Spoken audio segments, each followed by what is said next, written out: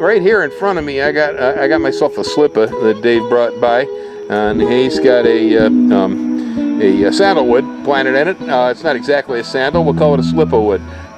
But Dave, you want to tell me something about what you're doing here, because I think that's pretty interesting.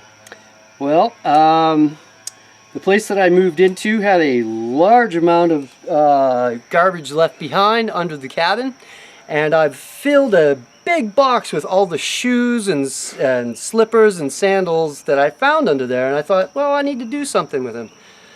Well, this was it. And one of the things that I've started doing is wrapping everything that I'm planting, that except for cacti, with the fiber that you get from around coconut palm frond.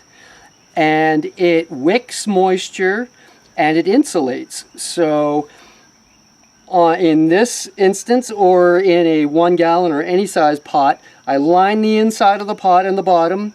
It keeps the dirt from falling out of the holes, and it wicks moisture up or down depending on where it's being watered from.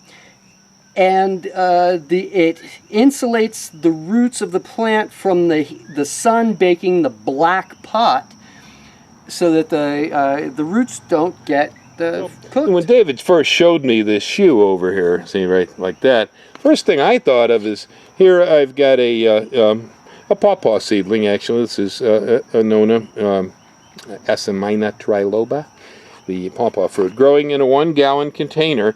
And here I'm using a synthetic textile, a geotextile. It's a weed block type material as a disc to keep the weeds from coming up around my plants in the nursery here. And I think it works really slick. But I have to pay for these.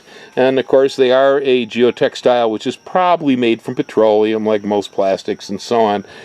Where this stuff here, that's totally organic, and we all know about cocoa fiber mats at your door. I mean, those things, you clean your shoes off on them for what, 15, 20 years usually. Yeah, they last a long time. A long time before you throw them out, and so this stuff has got to hold up good.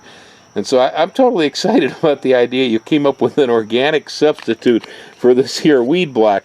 Maybe not quite as convenient since I buy these in a stack, you know, but right. Pretty cool, man. But these are easily cut with a razor knife to size, and the roots take to it naturally, and the water, I find, penetrates it a lot easier than the discs. Yep. After a while, the discs pores seem to get clogged. Yeah.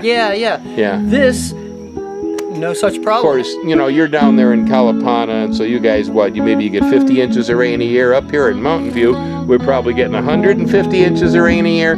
I'm not worrying too much about the lack of porosity on the discs. No.